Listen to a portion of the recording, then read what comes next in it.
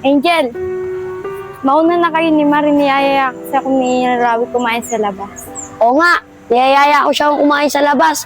Mauna na kayo. Uy, sana all niyayaya. Para pala yung mga sakay drama, di ba?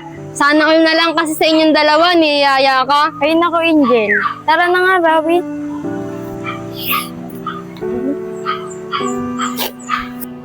Sana all may partner eh, no? Tayo kaya? Kailan kaya tayo magkakapartner? Ay nako, Angel, hayaan natin sila. Ay! Oo nga pala, yung libro ko. Nakalimutan ko sa school. Sige, mauna ka muna ah. Susunod na lang ako. Sige. Uy, si Marie na. Marie, tara, sabay na tayo. Uy, ikaw pala yun, Toy. Sige na, sabay na tayo. Iniwanan din naman nila ako. Tara. Mamaya na kaya tayo umuwi. Kumain muna tayo dun, oh.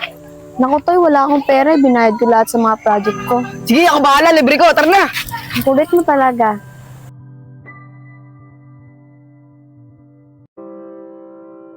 Ay, Toy, salamat pa sa paglilibre mo sa akin, ha. Ikaw pa. Malakas ka sa akin, eh. Nambola ka pa. Marie, matanong ko lang.